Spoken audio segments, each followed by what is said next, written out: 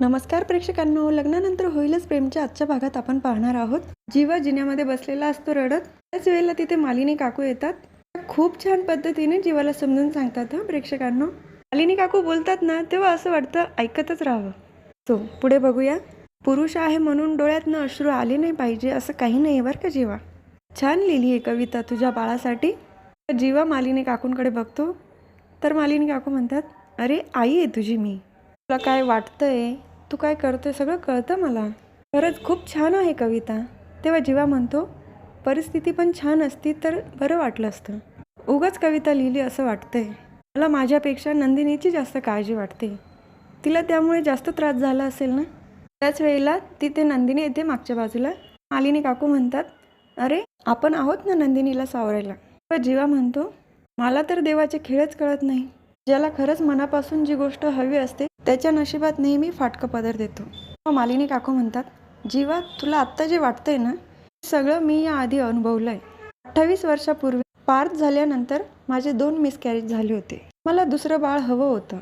अशीच तुमच्यासारखी हताश झाली होती. तेव्हा मला विक्रमने समजून सांगितलं, प्रत्येक आईवडिलांना वाटतं की आपल्या नशिबात एक बाळ असावं, पण ते बाळपण स्वतः त्याचे आईवडील निवडतं ना. तसंच आपल्या नशिबात सुद्धा एक बाळ येईल परत आणि ते आपल्याला निवडेल. इथून पुढे फक्त हेच ठरवायचं की मी आई होईल. तेव्हा मी सतत म्हणत असायचे की मी आई होणार आणि तू झाला, पण माझा तुझ्यावर जास्त जीव आहे गदड्या. नंदिनी पण रडत असते. ती लगे डोळे पुसते आणि ती पण ठरवते की तीही आता असंच बोलणार. तर जीवाला समोर बसवतात आणि हेड मसाज करून देतात त्याची. तर सकाळ झाल्यानंतर काव्याने पार्थसाठी एक लेटर लिहिलेलं असतं. प्रेग्नेन्सीचं कळाल्यानंतर आपल्यामध्ये जास्त बोलणंच झालं नाही. तेव्हा मी आता अभ्यासासाठी गच्चीत आली आहे. खाली आल्यानंतर आपण बोलूया.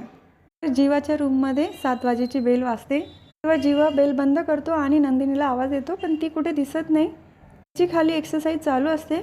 तिथेच जीवा पण येतो जिन्यामध्ये. खाली वसू आत्या, मिथून काका आणि मालिनी काकू तेही येतात. ते तर बघतच असतात तिच्याकडे. तेव्हा नंदिनी म्हणते, काय झालं, असं का बघताय माझ्याकडे. तेव्हा वसू आत्या म्हणतात, अगं तुला बाळ होणार नाही हे माहिती असताना पण तू परत एक्सरसाइज वगैरे सुरू केली. नंदिनी म्हणते, 1 मिनिट वसू आत्या, बाळ होणार नाही असं नाही आहे. बाळ होणं थोडं अवघड आहे. शक्य तर नाही ना, म्हणून मी ठरवलं आहे मी आता नेहमी पॉझिटिव्ह विचार करणार आणि सतत माझ्या मनामध्ये हाच ध्यास असणार की मला बाळ होणार. ऐकून जीवा, काव्या आणि मालिनी काकू, मिथून काका चौघं पण खुश होतात. पण वसू आत्यांचा चेहरा जरा उतरतो आणि मालिनी काकूंना सांगते, मी आज परत चेकअपसाठी दुसऱ्या डॉक्टरांची अपॉइंटमेंट घेतली आहे, तर मी तिकडे जाणार आहे. तर मालिनी काकू पण हो म्हणतात. त्यानंतर जीवा खाली येतो आणि नंदिनीला रूममध्ये घेऊन जातो. गेल्यानंतर हाताने तिची दृष्ट काढतो. खरंच चकाचक बाई, मला तुला असं बघून खूप भारी वाटतंय आणि खूप ब्युटिफुल दिसते तू. आणि 28 वर्षापूर्वी माझ्या बाबांनी जे माझ्या आईसाठी सांगितलं होतं, मी आज तुला सांगणार आहे. आपल्याला जसं वाटतं की आपल्या नशिबात एक बाळ असावं, तसं तो बाळपण त्याचे आईवडील स्वतः निवडतो. असं एक बाळ आपल्या पण नशिबात येईल की ते आपल्याला आईवडील म्हणून निवडेल. नंदिनी म्हणते, हो, मला सुद्धा माझ्या बाळाला माझ्या मातृत्वाची कहाणी सांगायची, पण यापुढे चंपी फक्त माझ्याकडून करून घ्यायची. तर जीवा नंदिनीकडे बघतो, म्हणजे त्याला असं विचारायचं असतं की तू आमचं बोलणं ऐकलं रात्री. तर दोघंही एकमेकाला मिठी मारतात. तर काव्या रूममध्ये आलेली असते. ती पार्थला सांगते, पार्थ मला तुमच्यासोबत थोडं बोलायचं आहे. तेव्हा पार्थ म्हणतो, 1 मिनिट नंतर बोलूया, आधी हे बघा. आणि काव्याच्या हातात बाळ असलेलं स्केच बनवलेलं असतं. ते स्केच बघितल्यानंतर काव्याच्या हातामध्ये UPSCचं पुस्तक ते लगेच खाली पडतं. पार्थ उचलून बाजूला ठेवतो. तेव्हा काव्या म्हणते, त्या स्केचमधल्या आईच्या हातातलं बाळ तर छान दिसतंय, पण माझ्या हातामध्ये बाळ छान दिसेल. तेव्हा पार्थ म्हणतो, तुम्हाला नक्की काय म्हणायचं आहे. तर काव्या म्हणते, मला पण आई व्हायचं आहे पार्थ, पण मी तयार आहे की नाही कळत नाही मला. तर दुसरीकडे वसू आत्या मालिनी काकूंना म्हणतात, अगं मालिनी, माझी अशी इच्छा आहे की रामनवमी आपण छान साजरी केली पाहिजे. तुझ्या दोन्ही सुनांनी जीवा पार्थला एक्सेप्ट केलं आहे आणि रम्यासाठी पण चांगलं स्थळ मिळालं आहे, तेव्हा करूया ना रामनवमी. तर मालिनी काकू म्हणतात, तुमचा विचार चांगला आहे वसुताई, पण नंदिनीमुळे. त्याच वेळेला तिथं नंदिनी येते, आई काय झालं माझ्यामुळे, सकाळचा कॉन्फिडन्स कमी पडला का माझा. माझी काहीच हरकत नाही रामनवमी साजरी करायला. आता काव्या तर आई होणार आहे, आपण काव्यालाच पाळणा गायला लावूया. मालिनी काकू म्हणतात, आता हे असं सगळं वेळेवर ठरल्यानंतर किती तयारी असते तुला तर माहिती आहे ना, आणि गुरुजी किती बिझी असतात.